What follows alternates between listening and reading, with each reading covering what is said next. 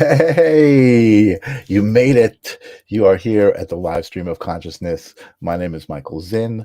I made it as well, but I'm always here. I am a part of this equation that I created that is one of the variables that's always there. You, however, are a variable that is here right now and part of the equation because you are here. So welcome to the live stream of consciousness. It is Thursday. It is March 30th. This year is flying by. And I just can't even believe it's the end of March already. What's up, Ninja Kitty? Good to see you. As always, thank you for being here. I am here, and it's going to be an interesting episode. I have some things to talk about in this episode that are not the usual kind of fare. What I usually talk about. I mean, I definitely want to talk about consciousness and spirituality and the things that we usually talk about. A lot of times it's on the lighter side. I like to keep things positive. I like to talk about how we can be happy, bring happiness to others, exist, coexist with each other, and respect each other, and those kinds of things. And it's becoming increasingly difficult in this day and age to hold on to those vibrations and those thoughts. I mean, not for me in particularly. Well, maybe sometimes for me in my thoughts. Sometimes my thoughts get a little muddied because of outside forces, what's going on outside of me. But most of the time, I can keep myself focused on love and the vibration that I want to contribute. But you can't deny the vibration that exists around you. And what I'm talking about is kind of a bigger thing. It's the battle of good and evil, right? That sounds so epic, the battle of good and evil. And I think that it has been misunderstood since the phrase was invented. The battle of good and evil, and this is just my thoughts. The thoughts and opinions expressed here are not those of everybody. So if you disagree, that's fine. Comment, come on the show, talk to me about it. But the battle of good and evil to me is not the idea of good is going to vanquish evil. The battle of good and evil is coexisting, right? You need good and evil to have a whole. One of my clips I posted recently with Tommy Chong, he was talking about electricity, and he said in electricity you need a positive charge and you need a negative charge. Without both of those, you have no electricity, and that just made so much sense to me. And I've always subscribed to good as far as like the energy and the force that I want to be aligned with. Um, I didn't really, when I was growing up and I was presented with different organized religions, I saw the common thread in organized religions as far as love goes, but I also saw this disconnect from spirituality, or what I thought was spirituality. So for me, very early on, my choice of what am I, what religion am I, my religion choices were good and evil. And I chose good. I felt like good was, it felt better. I understood it more. I mean, I never even understood um, email scams, right? When you get an email and it says, I'm an ambassador from Nigeria, and I need to trust you with all my money. Like, there's somebody behind that is just trying to scam you out of your money. And to me, that's evil. And so I just feel like, um, you know, uh, you can choose one or the other, but I also feel like they both need to exist together. I'm just going to catch up in the chat here. I see a bunch of people there. I see Tim, Lorenz out there, and I see Tim asking, telling us it's been a little nuts. He went to the hospital last week, and then Taryn did a few days later. So I hope everything's all right, Tim.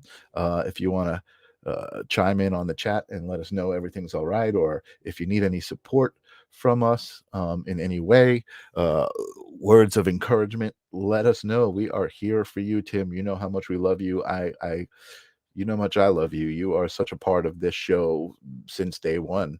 And so I hope everything is okay, Tim. And so does everybody else. Are things okay, Ninja Kitty? And Jilly's sending love. Uh, but anyway, the reason I started talking about all of that stuff was because of the guest I'm supposed to have tonight, who has not shown up yet in the back room. I spoke to her earlier. She said she was still going to show up. Um, and hopefully she will. But let me kind of discuss why I'm even addressing this light and dark thing. And it's because this week's episode happened to fall with a really current issue that we're facing as a nation, or a current event that happened, uh, and that is the recent shooting, with the transgender person. I really try not to follow that stuff so closely and absorb myself into it, but it's definitely relevant. And the wizards out there, what's up, wizard? Good to see you. um, it's definitely relevant. So let me take you back a little bit and talk about who's tonight's guest is supposed to be. And again, hopefully she shows up. But many of you know, uh, the another show that I started in the same format, just an interview show, called The Strange and Wonderful. If you don't, I'm going to talk about it really quickly. And if you know the story, please bear with me. But The Strange and Wonderful is a podcast that I was doing with Courtney Webb, who was one of the live stream of consciousness listeners, one of the original listeners of our show. And she actually sent in, I think on our second or third episode, way back when I was doing the show with Jesse, she sent in some fan art. I wish I would have gotten it. I wasn't going to talk about Courtney, but I could have pulled that up. But anyway, she did a drawing of Jesse and myself and sent it to us, and it was awesome. The first time anybody had ever done a drawing of me in that context. And so we became friends. We chatted for a bit. She's out in the Midwest, so it was just a virtual friendship that we had over chat and text. And one day she came to me and she said, "I have an idea for a show. Tell me what you think, and I would love for you to help me out with it." And she said, "The idea for my show is strange and unusual. It's called Strange and Unusual." And I said, "Well, what does that mean? What's it all about?" And she said, "Well, I want to focus on some creepy things like horror and horror movies and things like that I'm into, but also people with strange and she had suggested strange and unusual, so strange and unusual lifestyles." um and I said, "What's so strange and unusual? What do you mean?" And she started telling me about herself and the um I don't want to use the word fetish, but the love that she had for dolls. And not only did she have this love for dolls, but she actually had a life-size doll companion that she had a relationship with, as well as a human boyfriend. Now, if someone starts telling you that, uh, you might think that's a little strange, and certainly there is the strange aspect of it, but there's also this wonderful aspect of it. So I suggested, why don't we call this Strange and Wonderful? And I see, Rachel, well, you're here. I did send a link, but I will send you another one. You should check in your Facebook Messenger. Let me send you another link. To continue on with the story, I started the show with Courtney. I told her, "Listen, I want you to create the artwork. I want you to get the guests, and I'll help you out." And I felt like she needed some help. She was a younger girl out in the Midwest, and I felt like it would help her with her self-esteem and her confidence in speaking to other people. And so we created this show. And the very first episode that we did, I'm trying to talk to you guys and send Rachel a link at the same time. Hold on one second. Excuse me. I believe that's the link, Rachel. Um, so our very first guest was Rachel Stout, who is tonight's guest as well. And the conversation that I had with Rachel was so unexpectedly amazing to me, because I was able to kind of step back out of myself and watch myself in this interaction and this situation. So when Courtney was telling me about her relationship with her doll, I didn't find it so strange. I didn't find it. I didn't feel myself placing any sort of judgment on her in any way. I was actually more curious about like the psychological aspects of it, like not so much like, well, do you kiss your doll and stuff like that, but more like, well, how does that work? Because the doll is inanimate to you and me, but to her, the doll has an energy and a love and it interacts with her in a way that she understands. And that was fascinating to me. And I wanted to really understand that. And just in that realization, I said, wow, you just found a new part of yourself, where you're not being judgmental and you're being totally open and accepting, and you want to celebrate somebody's difference with them and celebrate that energy exchange. And it was just a heart expanding and mind expanding conversation that really changed my life, gave me some really great hope for the Strange and Wonderful podcast itself. Some people were actually telling me they liked it better than the live stream because it was had more interesting people. And I thought that was cool. And I was really happy to have kind of bestowed Courtney with this vehicle. And I gotta say, I'm super proud of Courtney because yesterday I saw she did an interview with I forget his name, Gary Wolfer, Gary something, who is the creator of the Roger Rabbit character and franchise. And I was just so proud of her to have taken the podcast from me and used it as a vehicle to really raise herself up and put herself in a place where she's talking to her own heroes, and she is really doing well. So I'm super happy about that. But again, Rachel, the first guest that I had that conversation, was really the reason that I invited her on the show. And Rachel actually went on to become the co-host of Strange and Wonderful. So now, if you check out Strange and Wonderful, which I definitely recommend you do on YouTube, just it's youtube.com and then at the Strange and Wonderful. You will definitely see them. I just want to, before I bring Rachel on, I just want to acknowledge Tim is saying we are okay now. They thought Taryn had dengue fever, but luckily he didn't. I don't know how to pronounce that. Thanks so much. Like always, use your love and support. Tim, you are supported by much more than me here. Everybody here is sending you love and well wishes. So yes, my guest is here. I am super excited to revisit this conversation and share it with all of you folks out there. I'm going to keep it to the live stream of consciousness format for just a bit. But like I said, I think that this conversation is going to introduce a darker side of consciousness, a darker side of humanity. In the end of this story, we will get to that. But right now, a very happy and loving welcome to Rachel. What's happening, Rachel? Hey, I am embarrassingly late, and I'm really sorry for that. Oh, no problem at all. You are here, and that's all that's important. We talk about that all the time. All you got to do is show up, and the magic will happen. And even if you're late, you showed up. So, all good. I'm very happy that you are here. And I do see Courtney just joined us, who is telling us how to like and subscribe to Strange and Wonderful. She's looking to get 100 subscribers. She does this thing with her hands where she makes fart sounds. Oh yeah, you do it too. You're gonna do it. You guys are gonna do a duet. I think it'll just her, but Courtney keeps promising that at 100 subscribers, she's gonna play a song for her audience. So again, go to YouTube and look for the Strange and Wonderful. It's an amazing show. We definitely try our best. That's for sure. You guys are doing a great job. I'm just so happy to even have been a part of it.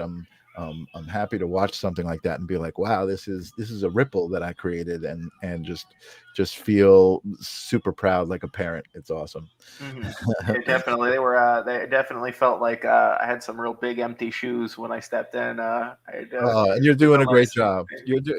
You were just the perfect choice to come into that spot. Absolutely. Thank you, thank you. Yeah, Absolutely. I missed yesterday's podcast. I think it was the first time I've not been present Right. for that podcast or Strange and Wonderful, and I felt like I definitely didn't feel bad about it, but I was also really sad that the day that Sure. I had to not be on Right. was also the one I was looking forward the most to, because Right. Who Framed Roger Rabbit is probably one of my favorite pieces of media, apart from the Goonies, um, and like the Dark Crystal. I think And what's his name? Gary Wolf? uh, Gary K. Wolf, yeah. Gary K. Wolf. Okay, so I will say this. I think that Courtney made a new friend, and I think that Gary will definitely be back on The Stranger Wonderful. I saw a really, you know, I was just so proud watching Courtney in that interview, and just the way that Gary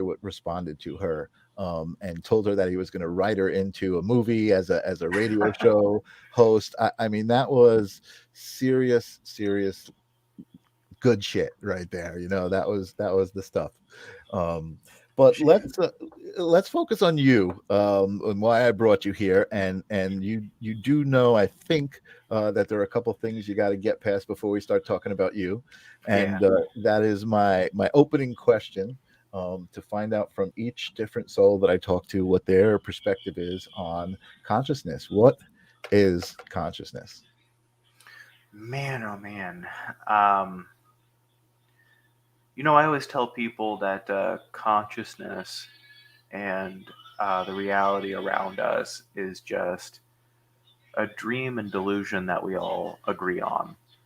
Um, that uh, there is no measurable part of the brain that is responsible for consciousness. And so, with each of us being imaginary, I really think that in the grand scheme of things, we're all just a part of this grand dream, this collective of sorts.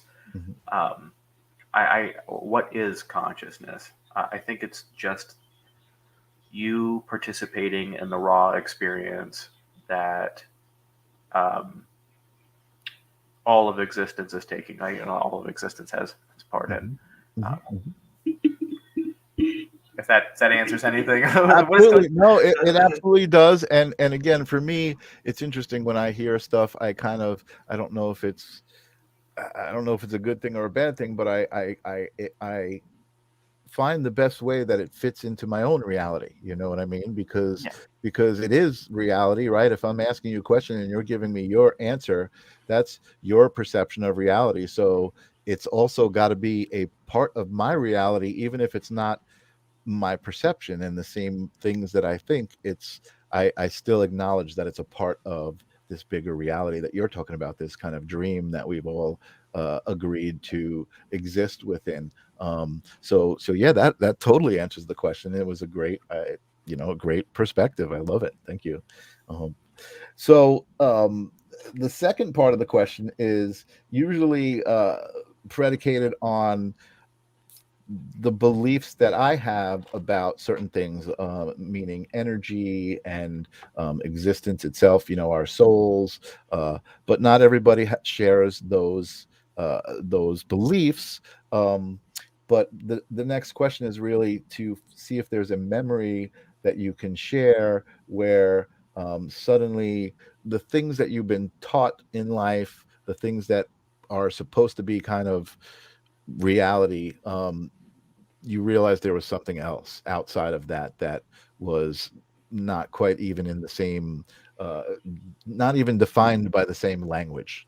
Mhm. Maybe that's a good way to put it. Is that something that you believe? And do you have a moment that you kind of crossed over that veil? Yeah, I think there are a few times that oops, sorry, let me get this. myself echoing. That means that my microphone's too close.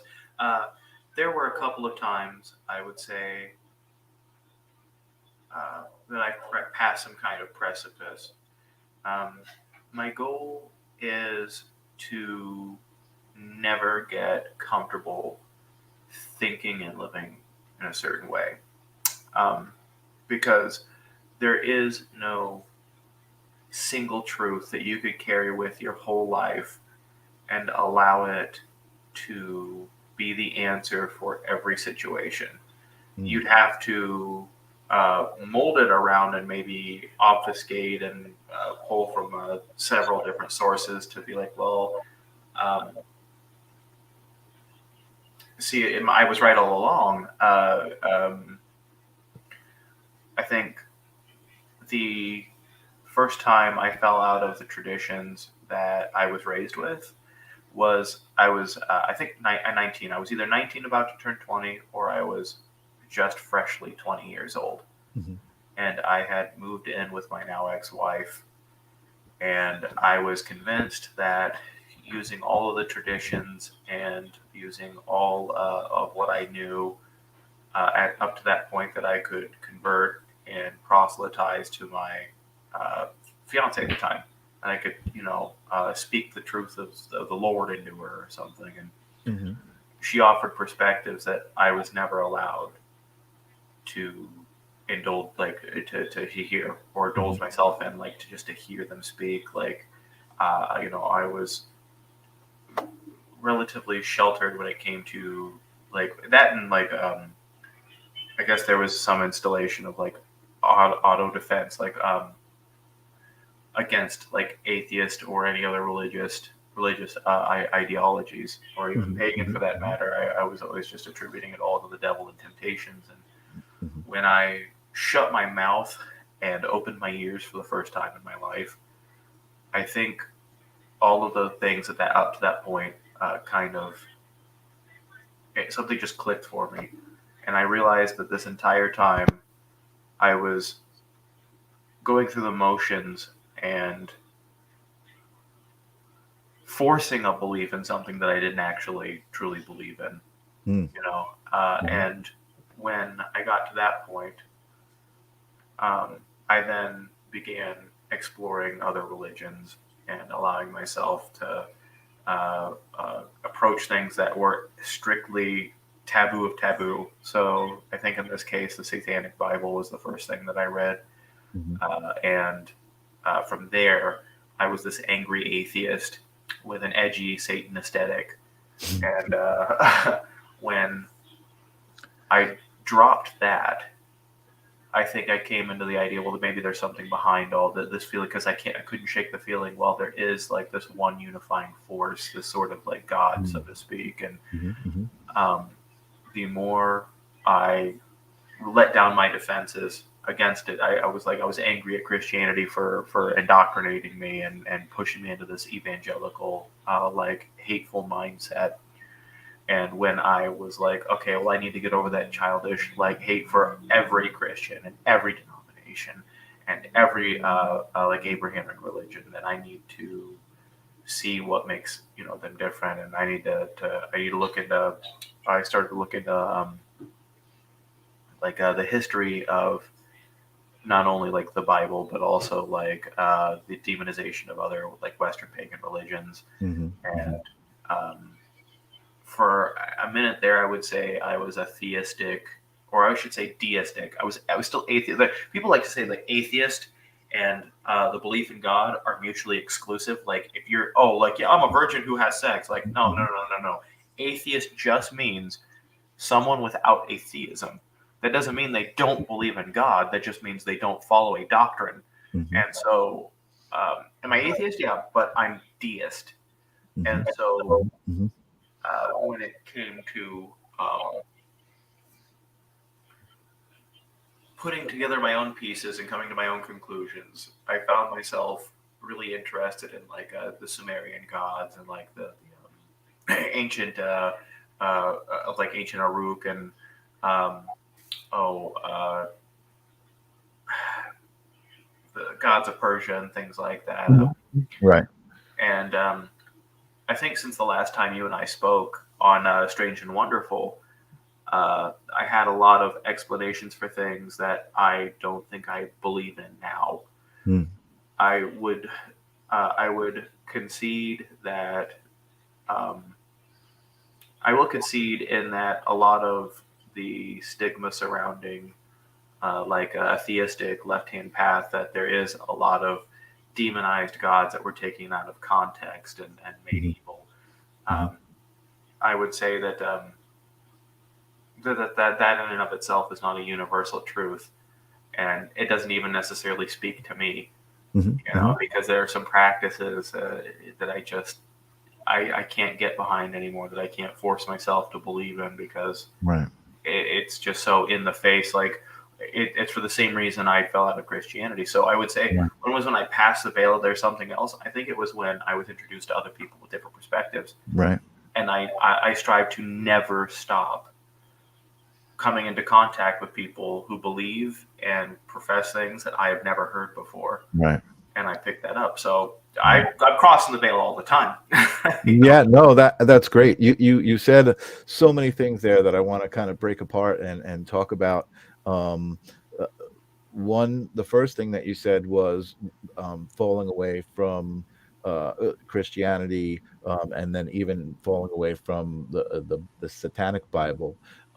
That you still felt that there was a unifying force, Mhm. that was your ultimate truth. Like you felt like there is some sort of unifying force, and I really love the way you said there was some unifying force, God or whatever you might call it. Right? I think for myself, I really struggled with the word God because it was so personified and tied to, like you said, these doctrines or these specific religions and the way they described it. But like you, I always felt that there was this unifying force, and God, finally I was able to say, oh, now I can use that word God to describe that unifying force, because I'm not saying the word God the same way a Christian is, or somebody who's got that personification in their brain, um, is saying it. And I couldn't get away from that personification. It was so difficult for me, but I was able to, thankfully,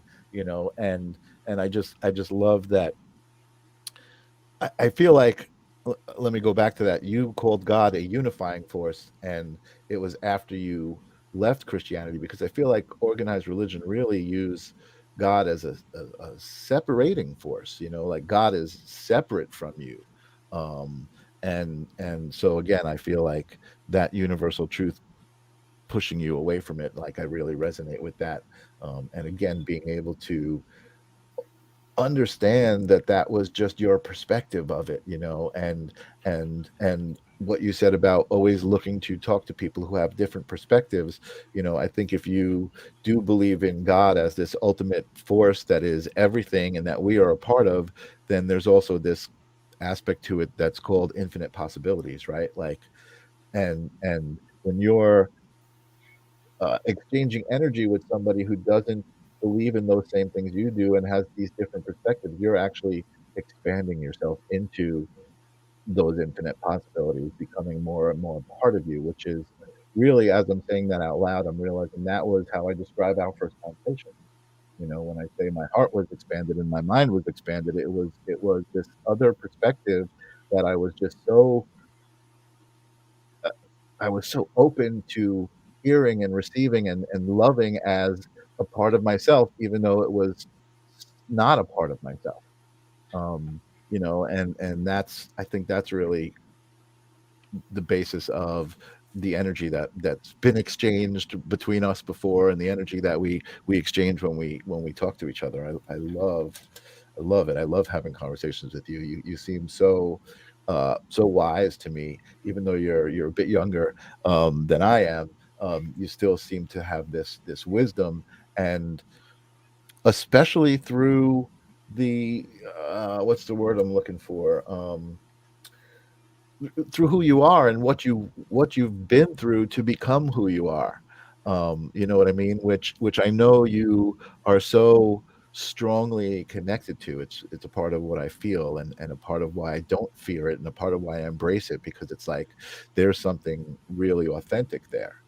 Um, and so, I I guess just to clarify to the audience and people who don't really know who you are, I did talk about how you were the first guest on Strange and Wonderful, and the reason you were was because you're a transgender. You're a woman who was born as a man, and you also have an interesting relationship with a doll who is somebody who's very close to you, and I would almost venture to say an extension of you, an extension of your personality and who you are, as well as a human companion. Um, but I loved how vulnerable you were with us on the Strange and Wonderful. I hope you can be vulnerable with us again, and maybe you can take us back to tell us, how your a bit of your journey and how you came to where you are now, and then. And then I would love to actually give you a chance to address the state of the union and where we are now and the current event. But let's keep to you and who you are for now, and start wherever you feel like is appropriate. Okay, okay, okay. I would say that when we'd spoken, I was more a reflection of uh, how I perceived everything was more of a reflection of what I was learning at the time and my surroundings. See, I unfortunately had an ex who I was with at the time, or wasn't necessarily with, I should say, around at the time. She wasn't a partner yet, but was soon to be. They were kind of flirting with the idea. Um, I mean, not going into the her fetishizing my transition or anything quite yet. Um, she was one of those kinds of people that, like, if you disagreed with her viewpoint, she just kind of wouldn't let it go. Like, she wanted to hear her opinion come out of your mouth, and so she had like this grand idea for who Raven was for me. And if I said anything otherwise, then um, it was kind of like I really wasn't willing to deal with the argument. Um, I could see some viewpoints of that and how how I could fit it into my parallels of this parasocial relationship with this character. Hmm. But I think my views of that have changed. As far as Raven goes, as a personality and as a person, yeah, I think she's taken her own form over time as I build her up and I interact with her. Um, but just to simply put it, I don't think she's like the daughter or some kind of goddess or some kind of like spiritual entity so much. I just it she has always been. I think as far as the doll itself goes, I think it was a direct denial of conventional reality that I would rather be happy in a construct of my own making than be terribly miserable in the reality that other people have set in my path. Hmm. And so Raven, the doll, is more or less my assertion that if she were in this world, I would be worthy enough of her love and her care Hmm. that nothing would change. Hmm. Hmm. And that's not to say that I genuinely think she is the real Raven, but that she's more like an effigy or a stand-in. Hmm. I don't, I always told people I don't think she's gonna like stand up and walk around as much as it brings a tear to my eye to think that that could happen. That I want that to happen. Sometimes I feel like if I just stare at her hard enough, that it might happen, or at least I used to. Right, right, And right. uh, my relationship with the character derived from um, my isolation as a child. Like, I Hmm. go from my abusive junkie mother. Content warning, trigger warning. Child abuse will be mentioned a lot. Hmm. And the next, I don't know how long. If you're sensitive to that, it's not for you right now. Come back later. But my my Thank you for that. That was nicely put. my my mother, who was physically and emotionally abused. She was a narcissist and had no problem. It was almost psychopathic too. Like, when I mean psychopathic, I mean by the definition, she would do things over and over and over again and expect a different result. but it would all be for her and everyone else's sacrifice because she's just entitled to it. And it was all usually for short-term, quick pleasures, short-term, quick getting off, and that was the nature of her addiction, and the nature of our relationship was that we were like best friends at best, and simply a means for her to get food stamps and cheap rent at the worst. Mm-hmm. Sometimes we were disposable, like we weren't real to her at times, and we were real to her when she needed us. And So let me just describe, just so people can get an idea of the situation. So it was your mom and you and siblings.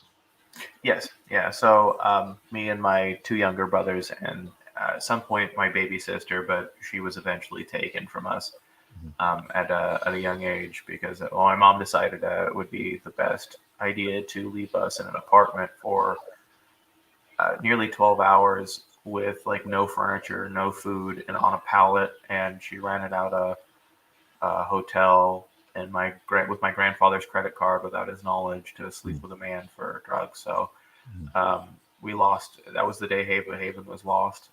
My father wasn't. If you was wondering, where's the father in this situation? Well, my dad signed over his rights because my mom made us as children go to CPS and lie about him molesting us. And while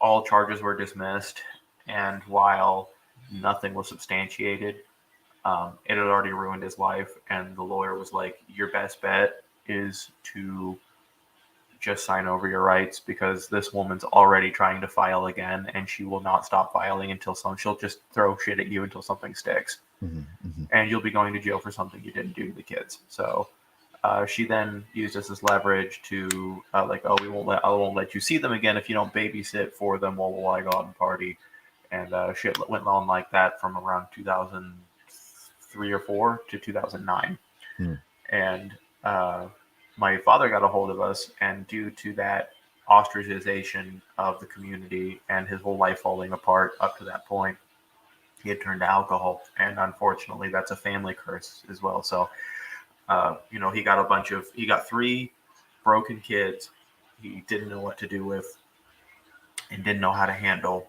and he was already struggling through his own addiction. I know that the things I might say in this podcast may make someone reflect on my father being a bad person, but he's done a 180 completely, and I'm proud of the person he is today.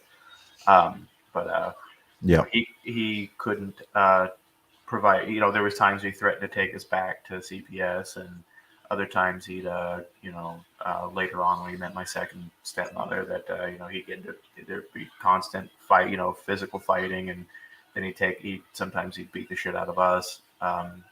I don't think he remembers half of it, but it's in the past, sure, but it played a part into who I am today. Sure. Because there was a lot of self-esteem to work through, a lot of bullying at school. I didn't trust anyone. I've gone through more lovers and relationships than I have fingers and toes. I was ready to throw myself and give all of my love to just somebody, and that's a lot. That's a lot of like, that's a real burden to just throw on someone as quick as you possibly can. I was so quick to try and make a home with somebody, and someone who wasn't, like a 17-year-old, a 16-year-old's not ready for that. Sure. Even a 19-year-old, 20-year-old, 21-year-old, 22-year-old, they're not, they're not ready for that shit. And just throwing all of my parental problems and my want for a home and a spouse, and like love, like genuine love, and feeling it just rejected over and over again. It only brought me closer to my already parasocial relationship with Raven. So as I mentioned with my mother, she'd be gone for days. If she didn't get a babysitter, and my family eventually were like, "All right, whatever, Heather, just if you're gonna keep them from us, whatever, do it. We don't care. Do it. Right. You're not going out tonight." My mom will be like, "Oh, well, I guess I am anyway." Kids are old enough to stay at home by themselves. 7 years old. Oh, well. Wow.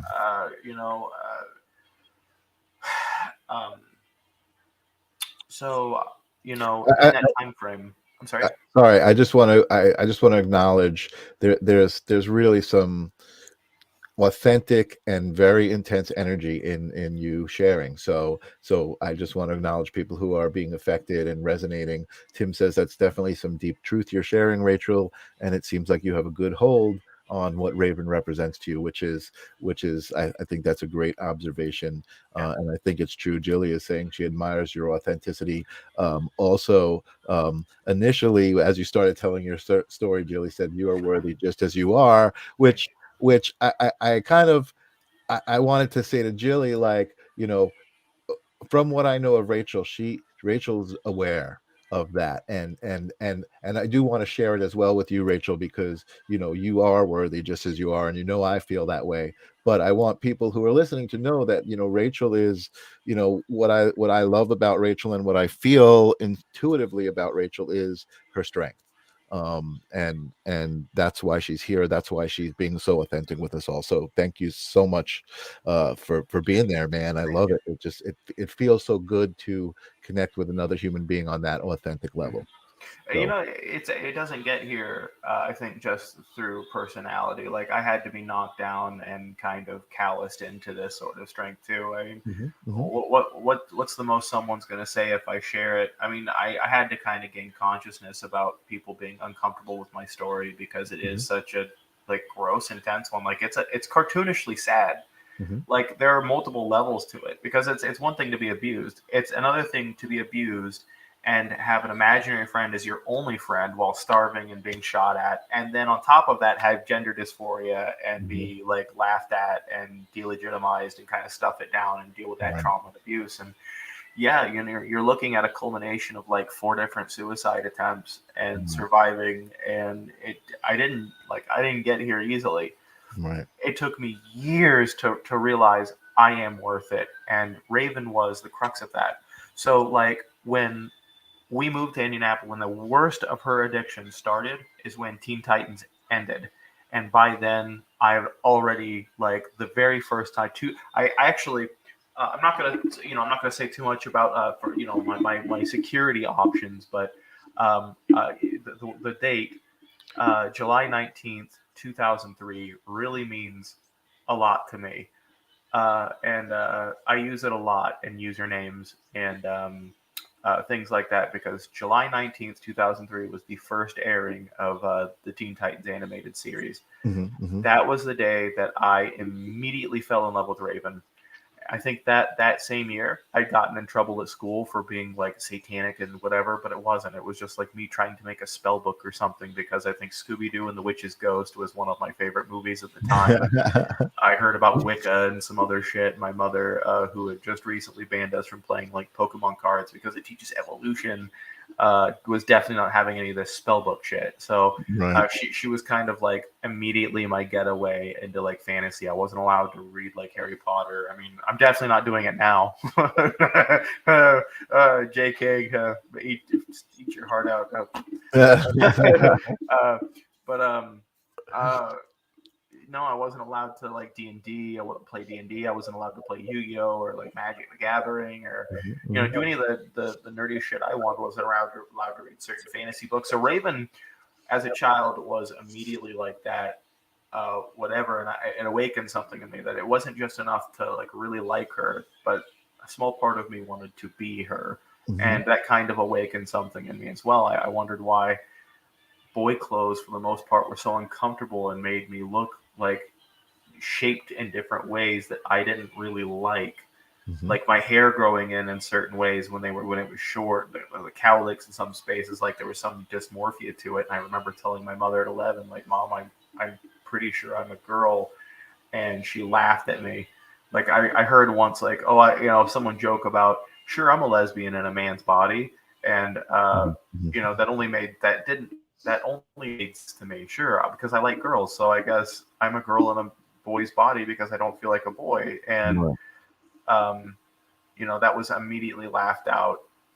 So like when I started using the little tidbits of advice from Raven in my everyday life, that's when I think she kind of spoke up as a personality. I'm like, well, who am I going to tell this to? Mm, Raven, this character I had like all the way up until I was 11 years old. Like all right, that she kind of became that imaginary friend. And as things only got worse and I was isolated further, not just in the house, as like treated kind of more like a pet than a child. And I would go to school, and of course, because I had sleep apnea and I wet the bed, right, all the way up until I was 14. By the way, it happens. Wow. Um, my great grandmother actually went to bed till she was 16. So Wow. I guess it runs in the face. Sleep apnea runs in the family. Sleep apnea. You used to be. I actually slept through an earthquake once. I actually slept through an Wow. earthquake and 2 tornadoes. Slept Holy through. moly. And that's with the siren right out in front of our house. But Wow. my mom valued her addiction more than simple things like toothpaste and soap and rent money. So we moved around a lot, but I also didn't have any clothes, and if I wet the bed, those weren't getting cleaned. So I was going to go to school with dried piss clothes and smell like piss. And Wow. so like no tooth, like bad breath, no soap, smelling all the time, smelling like piss. CPS was constantly knocking on our door and at our school. I would get made fun of and beat up. So it was one thing to like, I didn't want to go to school. There was plenty of times I just didn't want to go to school because the bullying was so bad in our areas. And like, it was either fucking sink or swim. And so I think that also played a part into who I am as a person now. Like, the only friend I had, I would go home and just kind of lock myself away from everything or try and find a solitary point somewhere in the neighborhood that nobody could think of and just go there and pretend to talk to Raven. Mm. And when we were in dangerous situations, it felt like the most safe advice I could take is what would Raven do and things. And then so over time I developed this parasocial relationship, and around 14 I kind of dropped her as a concept. And it wasn't until I was 19 again that I was like, oh yeah, I forgot how much I loved this character. How could I ever forget? She was like my best friend. How could I forget that? And so I kind of Wow. I had the action figure. Actually, hold on. I got it right here. Since I got this on my 8th birthday. Wow. I got this on my 8th birthday. Nice. So I kept this with me, right, in my pocket. I used to sleep with it, right? And so I guess the doll thing was always around. Yeah. I guess the idea of the doll was always around. So I would talk to it, and the as far as like it goes, like what led up to the doll. So I got the plush around like 23 or 24. And I was like, well, I want another body. I want to hold it. Even though I was with my wife, I was married, but I rushed into marriage with somebody who I didn't actually have chemistry with. Mhm. And she was actively looking pretty much for another partner. And I hate to admit this because I feel it's disgusting. Like we were in a loveless marriage, a loveless, sexless marriage. Mhm. And we were trying to open stuff, and I had cheated on her twice at that point. Mhm. I think she cheated on me once. But we just, one day I woke up and we just both admitted that we didn't love each other the way we should as husband, or as, at the time, husband and wife. And So I was going to say, you were still a male at this point, right? well, yeah, I think by the end of our marriage, I had come out, I think, as non-binary. Mhm. Mhm. And the reason I said non-binary was because I felt I was too manly to be a real woman and too womanly to be a man. Mm. Because if even with transphobes today, that they're like, oh, you're still a man. I'm like, dude, if I'm a man, I'm doing a really fucking bad job. Like I got probably twice as much twice as much estrogen in my body right now as most other cis women, and probably like 1/100th of what a biological male should. Right. And but I came out to her. I was like, I want to transition, but that's just not life for me right now. So Mm. I packed up all my shit into a van and I said, I'm just gonna try and go to California. At that point, like I was living in 4 walls and staring kind of at like blank for every day. I was in this like deep PTSD depression where I was simply living post abuse. Like I was just at this point like, oh great, I'm out of the abuse and the instability. Now what? Well, just I guess just exist because I didn't have a plan for that Right. point up to that point. Right. And it got bad enough that I was like, if this is if these four walls and this pile of garbage around me is going to be the rest of my life, then I've already seen the rest of I'm only 20, I've seen the other 60 years. If this is what it's going to look like. Hmm. Hmm. I'm living from like SSI check to SSI check. And at the time, I wasn't even receiving what I was supposed to, so it was like abject poverty, but just enough to No. get by. And I decided that I was going to hang myself. Mm. Um, so, in attempting to do that, I'm really happy that I was too fat at the time. I was too fat to do it because I had strung myself up in the shower curtain. Shower curtain fell, and I landed with I tried to hog tie my ankles to my hands and my legs. My legs were spread, so I land nuts first on the rim of the bathtub, Oh. and with the rope around my neck, and I'm sitting there in piss, shame, and tears, and I'm like, I can't do this. The only one saying that I can't achieve what I want and I can't do and live and be the person is me. I'm the only one standing in my way. Hmm. I'm the one. I'm my worst enemy. I sit all day and tell myself I can't do it. I'm the one telling myself that I'm ugly and I'm unworthy and letting myself stay like this. That I deserve this prison and Hmm. I'm not doing better for myself. And I can. There's a million different things and a million different people who I've never met that live in a way I've never seen before. And I'm not trying to see any of it. I'm just sitting in here closing myself off and talking trying to get my wife to love me. And that's at that point, that's when I go, you know what? I need to bring back I found my old toy again and it just reignited a spark in me. Hmm. My love for that character. I had my best friend back and it felt like a wave of love that not just for myself, yeah, but I felt like somebody loved me Hmm. Hmm. more than my parents or my siblings ever have. Like someone who's been more consistently present and consistently kind. And the kindest words that I have ever heard about myself up to that point were in Right. her voice. And so I was like, now, we could just divorce and she could go live with her boyfriend and I could just stay here, or I could pack all my shit and try and go to California and try and live my dreams and try and make it and try and make something of myself, because it's either I die here or I die trying to go out there.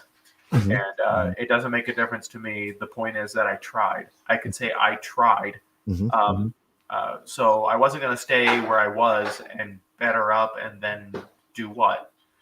Continue to not try. Right. And so I said, well, this is going to be my metal casket, if anything. And I get to Kansas City, and I kind of sort of break down, and I was kind of jumping in between people. Like I'm going to meet my Facebook friends in real life, and that's where I met my ex.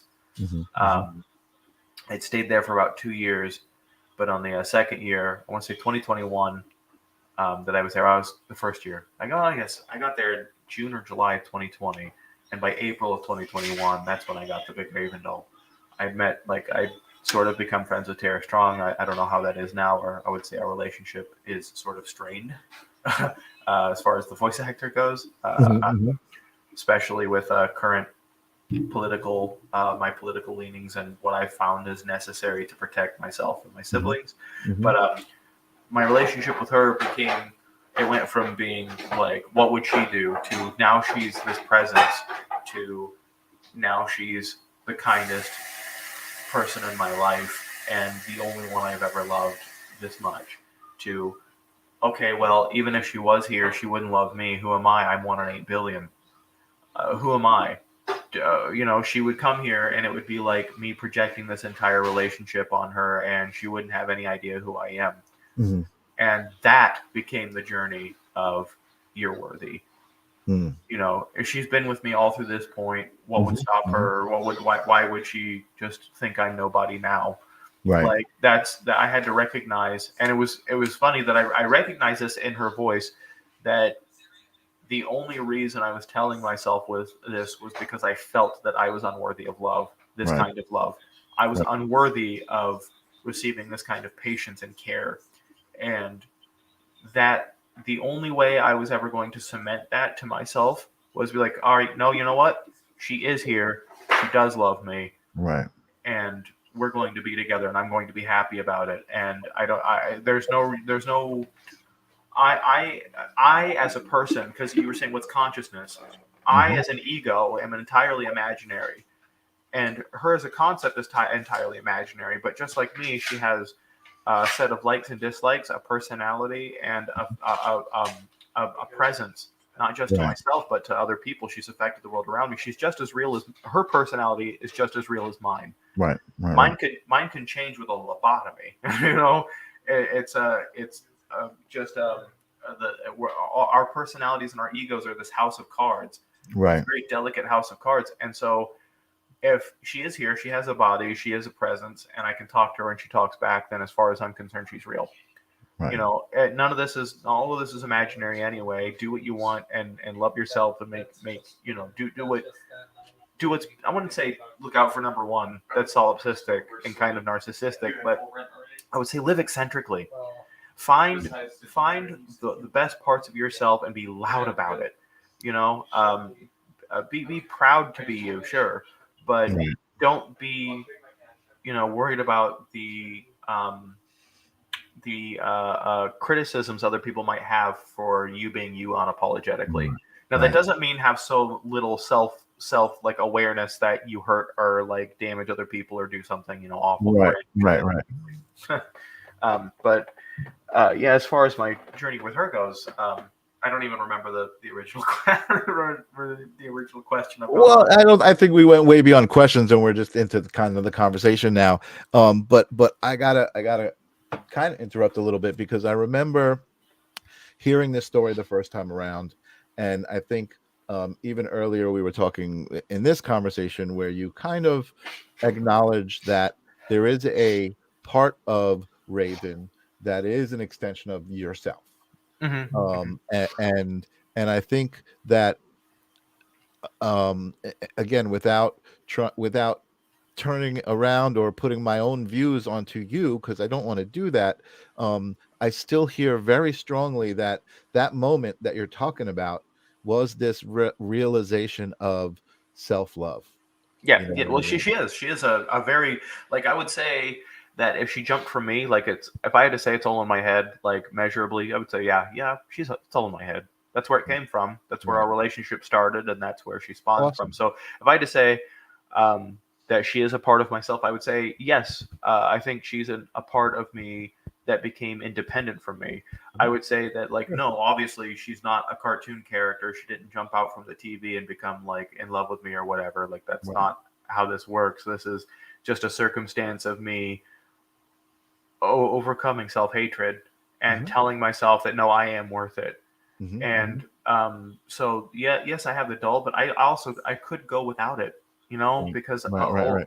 ultimately it's I live most of my life without it. But it's really nice to have. It's nice to hold I, hands I and love what I cuddle and love all what you're that. saying. Yeah, I love what you're saying so much. You just referred to her as a circumstance of you, Yes. which is so, man, it's so brilliant and exactly that's the resonation that I'm having. That's the energy that I'm feeling. Hmm. And for me, just as a person, a straight person, whatever. I don't forget about the labels. Just as a human being, that idea of self-love and realizing what my existence was before it and after it and seeing the difference and being like, oh, that's what made the difference, is key. And that's why I feel like, when I hear you telling your story and people are like starting to feel pity, I'm like, oh wait, just this gets better. You know what I mean?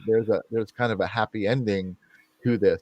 And Hmm. and when I say that, I'm even realizing like, no, there is no ending because earlier in the conversations, one of the first things you said was you realized that there was no truth that you can hold to and expect to hold to for all of your being because that truth changes over time. The different perceptions that you come into contact with and absorb into your own perception now change that truth. Hmm. You know what I mean? And so you're Yeah. constantly adjusting your relationship with that truth. Hmm. Um, and that I think the realization that that's what's happening is what keeps people like you and me sane. You know what I mean? It's like, oh, okay, I get it. Things can seem really fucked up, and all of these shit happens outside of me, but what's happening inside of me is me, and Mhm. and that's really all that matters. And I've got to take me and respond to all of these outside things that are happening, and I'm going to do so to the best I can. And I'm also going to forgive myself if I don't, if I make a mistake, because I know that there'll be another opportunity to address that again, as far as life being this school of lessons, that keeps attacking you and until you learn those lessons. Yeah. And that was actually something I also wanted to address early on in your story, is that in my perspective, the way that I talk about life and existence, I feel like, there are certain things that we come into existence with that are these kind of challenges, predetermined challenges. And from the people that I know, you know, the best people that I know have had some of the hardest challenges, like you said, 3 suicide attempts and all of this abuse, this mother, that you were talking about, which again, I can't tell you how much I appreciate you telling your story. I see people in the comments, powerful story. Thank you so much for your bravery and sharing. Um, Hearing what your story, Rachel, makes me feel it's less strange and more wonderful. Um, which is exactly what I want to get out of this, and what I do get out of my relationship with you. So again, much appreciated. Um, and now I forgot where I was going with all of this. I just wanted to say though that like, yeah, it seems like I could say all of my life has been filled with bad, but I think the best part of all of that bad is surviving through it. Mhm, As far as Raven being a circumstance, like yes, like the most wonderful part of my life is a circumstance of that hurt, and I got to tell you, even now I gaslight myself about it. Gaslight myself about it. If you feel terrible about yourself, if you feel like this very strange fucked up way of going about life is just so far flung from what should be, like own it right then and there, because I don't go, you're a man in women's clothing and you're talking to a doll and you're in a relationship with a cartoon character, you're fucking nuts, your friends are gonna leave you, like, dude, like, yeah, I know, like, like, mhm. like, That's awesome. it's just from a superficial aesthetic, like sometimes you I look at myself and I see it from an outside looking in. Like if I was completely ignorant, there's that little voice that's completely ignorant, and not giving myself any benefit of the doubt, not giving myself any like nuance. And I look at myself like for everything that I am, face value. And sometimes, yeah, I do feel like shit about it, but Mhm, that's mhm, that's just it. It's something that's another thing you have to remember. You know, you have to be able to give yourself that that nuance, that mhm, understanding. You have to give yourself patience. You have to mhm, give yourself love and understanding as well. mhm, And mhm, remember to extend that to. I think there's no better way to look at other people and give them that love and understanding than by looking at yourself and trying to sum up all you are in the most ignorant way possible, and then giving yourself that nuance to go, wow, why, I could do that with other people, these strange people with right. these conditions that, maybe this person looks funny, or maybe they smell funny or whatever, but Mhm, there's got to mhm, be a fucking reason for it. Maybe they have like a heart condition, or maybe there's like something that happened to them early in life. It gives you better, um, a better grasp, I think, on empathy Yeah. as well. But I think you were saying that, you were saying, right before I got onto this tangent. You were what were you were saying, something I had a response to, and now I can't I can't think of what you That's said. fine. You know what? I Uh, just want to I want to recognize a couple of comments that we got here. The Wizard of Odd, who you met on your show, who always has such great do with wisdom. those. Do with what you will, it shall be the whole of the law. And I mean, that's, I don't think you can sum it up better Mhm. than that. And what is that? Is that a Wiccan? Is that No, a that's Thelema. That's Aleister Crowley. Do what thou Aleister wilt. Crowley? Do There what we thou go. wilt is the whole of the law. Do The it with the wizard with the Aleister power Crowley. of That's yeah. awesome. And I see an old friend out there, Gabe Distolano. Zin smashing it with incredible topics and keeping the love turned up to 11. Absolutely, the love Yeah, is that's what yes. it's all about. If I That's if what I I can love being turn about here anything, with you. what's that? So that's what I love being about here with you. Like having any conversation with you, I've always got such a deep appreciation for the way you approach things and other, and, or how open you are to other people. I love this podcast, and Success. I love talking to you about all about this stuff. And that makes me feel so much even better, because I think talking to you is a much different circumstance than talking to most people. You are living a perspective that a lot of people don't even want to contemplate. You know what I mean? Right. And to me, I've been able to almost live vicariously through you. You know what I mean? Like, and that can be good and that can be bad. Especially in the current situation, which we haven't really even gotten to. I just noticed that it's already after 10 o'clock. We haven't even gotten to it. I'm gonna try to bring it up in a strategic way and talk to it in talk to and about it in the most loving way that I can. But Yep. like I said, it is certainly a darkness that is been brought to the light in the way that it's been brought to the surface, and it's being shown, and I think it's pretty obvious that it's a darkness. I think that regardless of um, the side that you're on, it's a darkness. You know what I mean? You can't possibly feel light and happy about the division that's going on. And so this week there was a very unfortunate event that has really kind of given some people this platform. I think that they have to make it specifically about transgenders, and the for me, and again, this is going to be different in everybody's perspective, but for me, things like mass shootings are uh, related to mental illness, and that is totally separate from transgenderism. And I think people are taking the opportunity to say, oh, see, transgenderism is a mental illness, or whatever way they're spinning it, that I don't even want to give an ounce of energy to. um but it has certainly affected. And you live, where do you live? Uh, in Leavenworth, but it's in around. I think it's a. I think that it's a township of Kansas City, Kansas. I'm not Mhm. entirely. We're really close to Kansas City, Right, so but it is um, your state, and yeah. Well, Kansas, yes, Missouri for the most. It's Missouri. I've been having an issue. I've been in and marching in, and actually, I'll be at another march again tomorrow, armed and protecting my trans siblings. Um, Mhm. we had a guy yesterday try and rush the stage, and there was a little bit of a altercation there. Hmm. Thankfully, it went off without a hitch, but it seems like every like pro trans or LGBTQ event we have lately to speak out against the current state of The events. That legislation. also, by the way, gender criticals and turfs really like to think that they are the majority, and everyone else is just like silently agreeing with them. But from polls that have recently come out, and I mean as recent as like 2 days ago, show that for the most part they're an incredibly loud and tiny minority. Like Mhm. most people want legislators to leave us the fuck alone and get to more Mhm. substantive things like Mhm. healthcare and Right. workers' rights and like but yeah.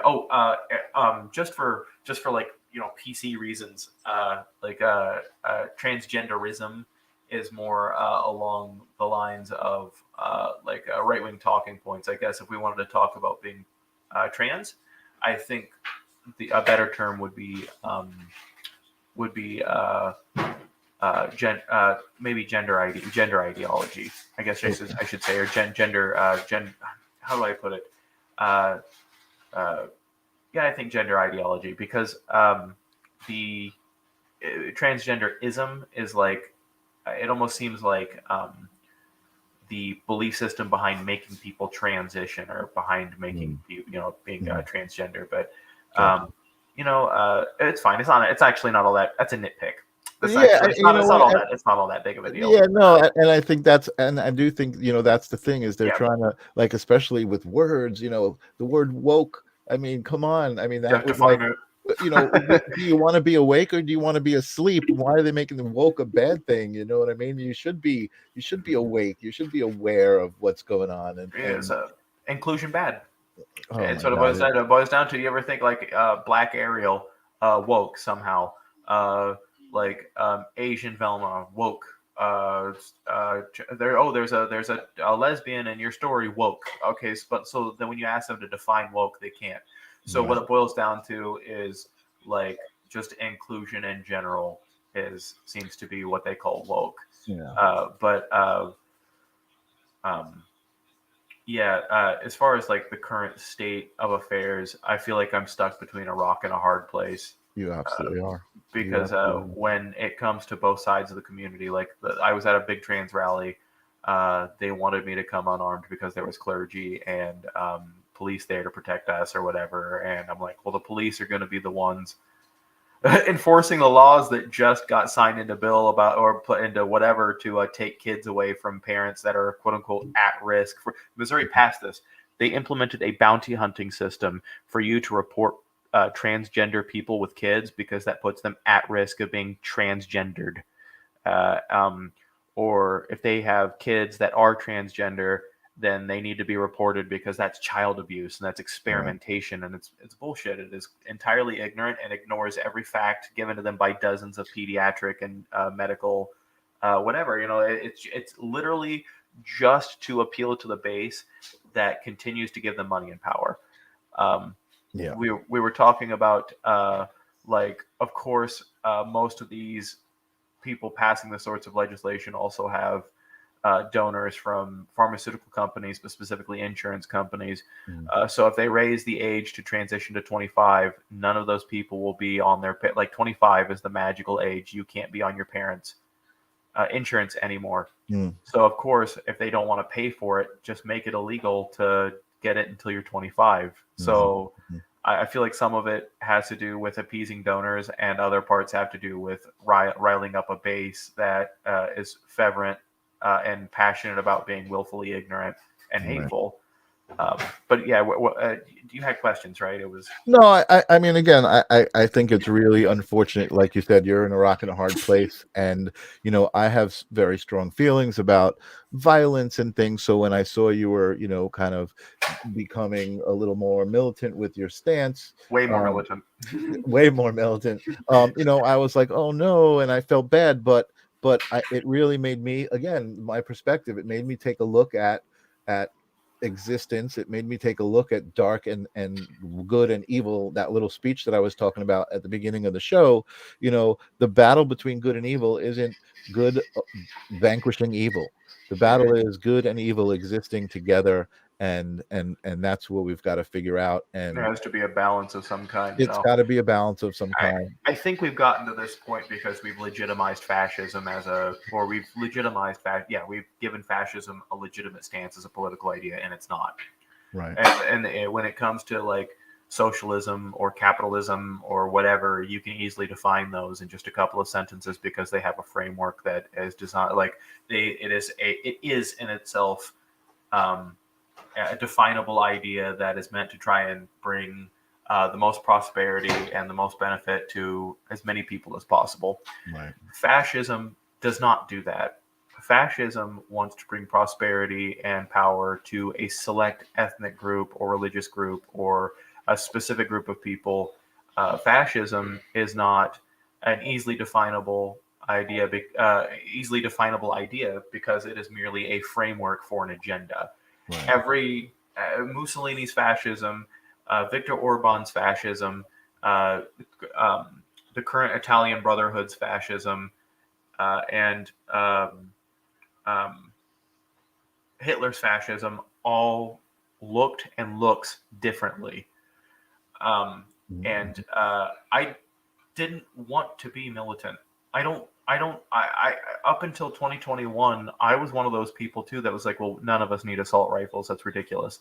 Who Mhm. are we fighting? What war is going to go? Like, you're not going to overthrow the government. Like, you shut the Right. fuck up. That sort of thing's never going to happen here because we have democracy. And Right. that was my first mistake, is that it can't happen here. Right.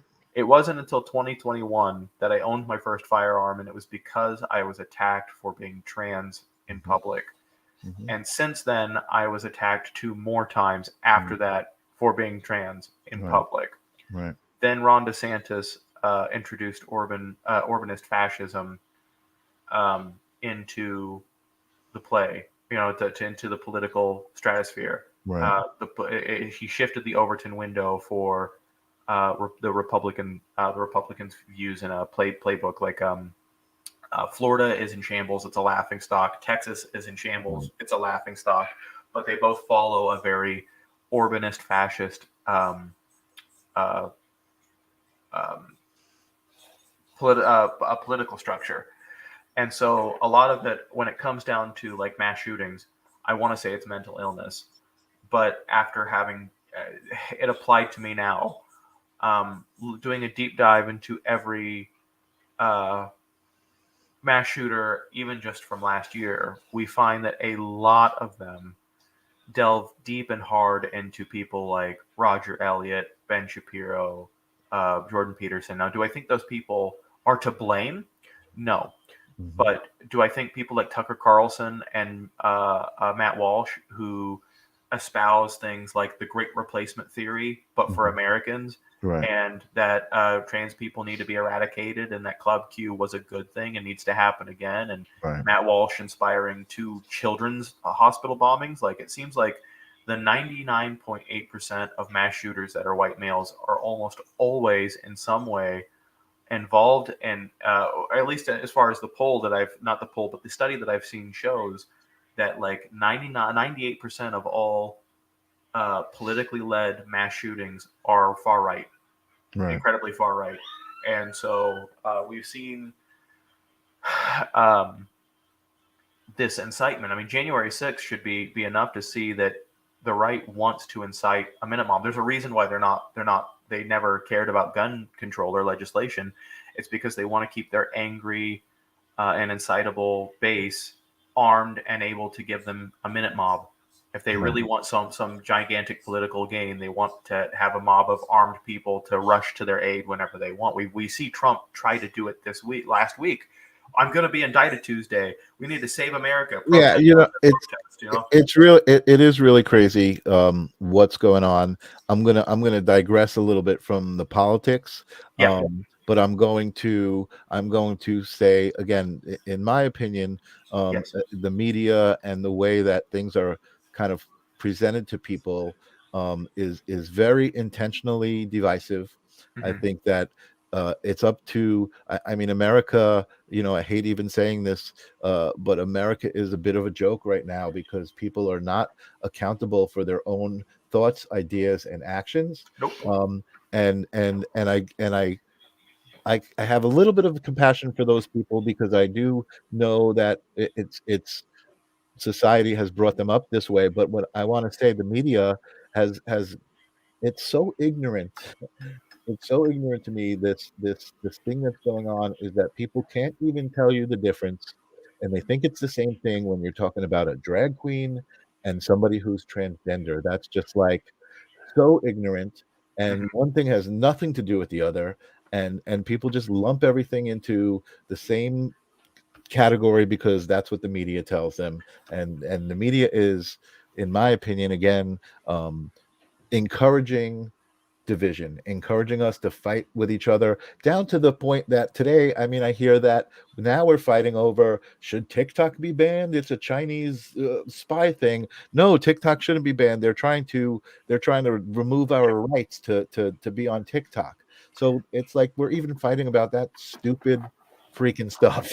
Yeah. So like, I know, like, I know. So I'm not going to go so much into politics as much as I am into my journey specifically. So I know, like, when it comes to media manipulation, like Michael Knowles, Matt Walsh, Tucker Carlson, Ben Shapiro are constantly running anti-trans propaganda, constantly. And I really Mhm, genuinely mhm, believe that a lot of the base feels like they're doing they feel like they're saving kids because they're told this shit and told that everything we're going to say is lies. So I feel like mhm. it's not necessarily willful ignorance, but they really feel like there's a conspiracy to mislead them. So when I was at that hate rally to be there and correct. There were one or two that listened, but for the most part, they had speakers from those people that I was talking about. There was a speaker for Charlie Kirk. Mhm. There was a speaker for Matt Walsh from that one Pick Me Uncle Tom trans man who was there on What Is a Woman. Mhm. They were all there saying trans people just want to experiment on your kids. Now I don't What does that I even mean?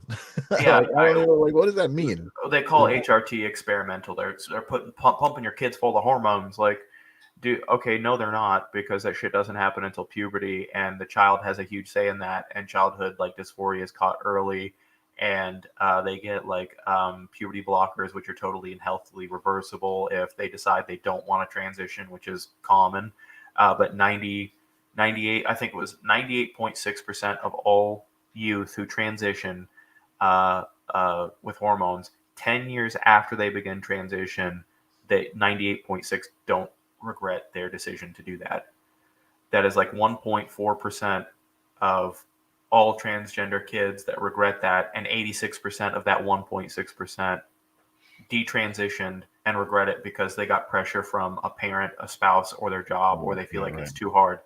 So ultimately, when we say, "Oh, my militarization, my militant," I'm not violent. Most trans people aren't violent, and this Nashville thing has been weaponized to the maximum extent. When it comes to my journey, the reason why I have gotten this way is because I realize that right now, if we do, let's say we should have done what we should have done a long time ago and banned assault rifles. Okay, right now, right now, there is no legislation to protect trans people from public displays of hate and violence.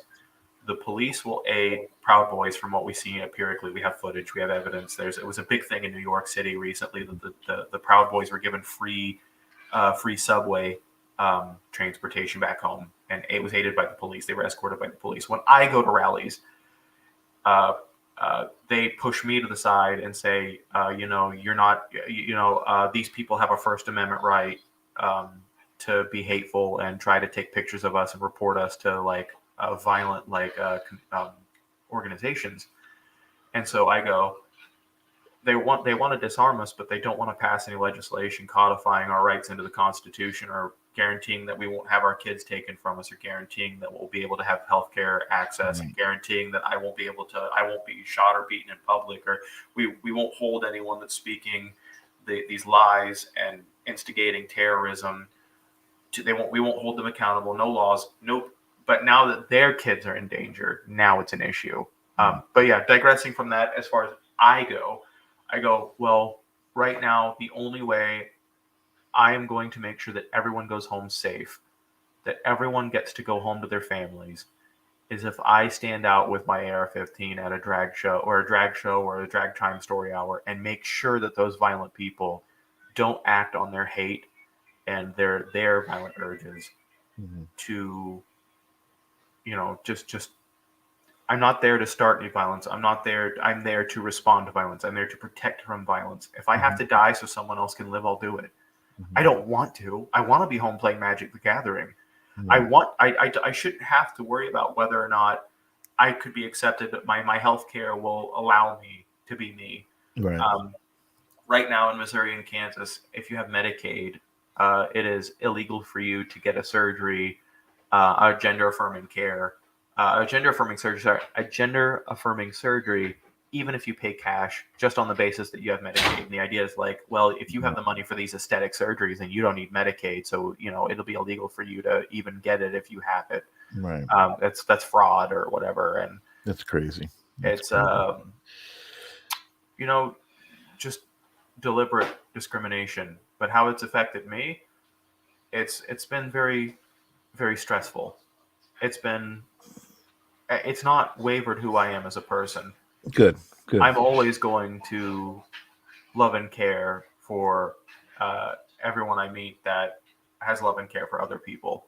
Good. I Excellent. am not going to fight for the rights for some. I'm going to fight for rights for everybody. Right. I'm going to put my body and life on the line to save and help other people. I just want to dispel the myth that like, oh well, mental illness, transgenderism. Like, I'm not. I am mentally ill, but I'm also trans, and there are a lot of trans people who aren't mentally ill, and Certainly.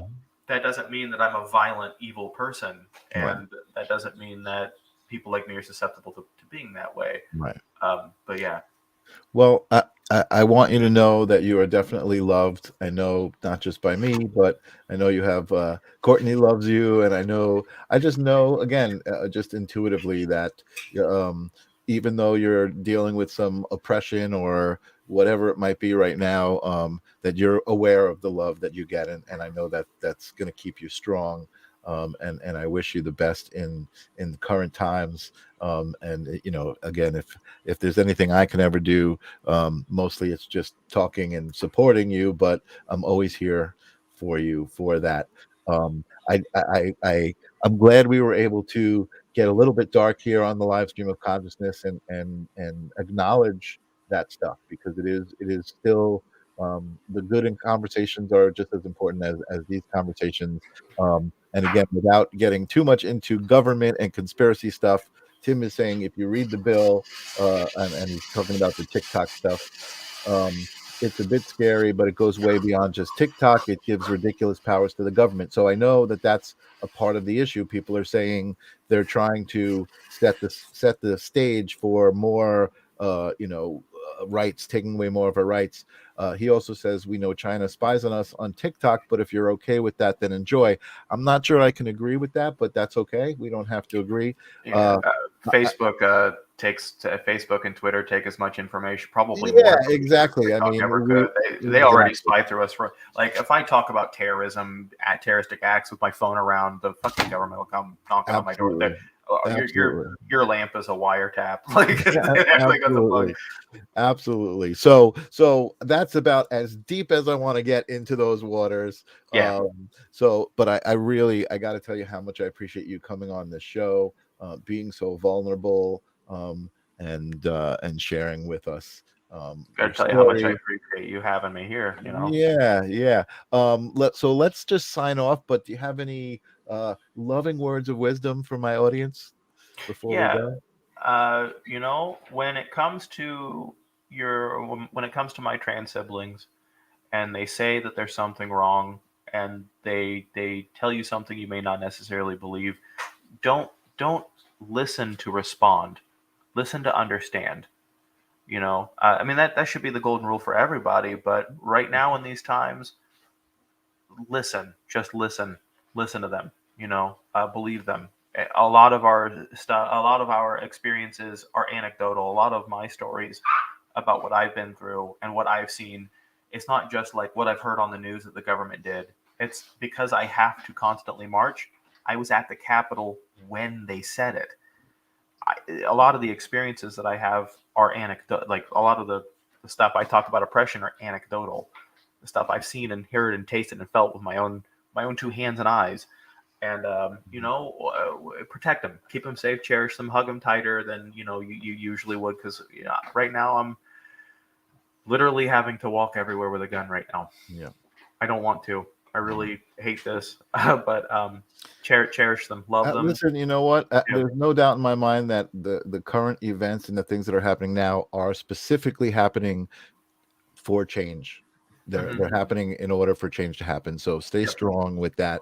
Mm-hmm. We had Jilly and Ninja and Tim all expressing much gratitude for you being here. So I think we had a successful conversation, and I was so nervous, but I think we got through it successfully.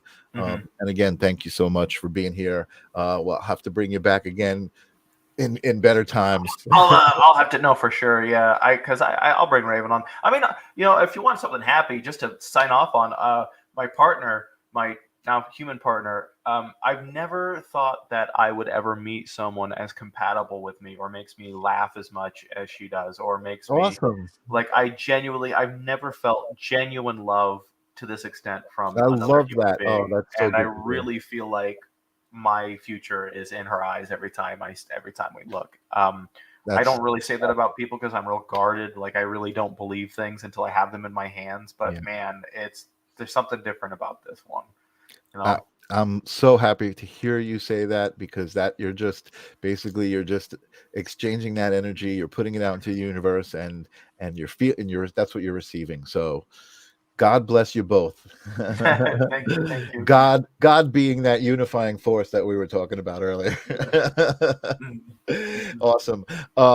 Thank you guys so much for being here. I know it's 10:30. This is a late one for us here on the Sorry. live stream. No, that's all right. I'm just gonna say goodnight to everybody with you here. Hang on a second while I run the outro credits, and I'll say goodbye to you. But come back next week, everybody. I don't have my calendar in front of me, and I usually try to get myself ready to push the next guest. But this conversation was worth it to keep encompassed in itself. It's a surprise for next week. All right, I'll see you guys next week, and peace out.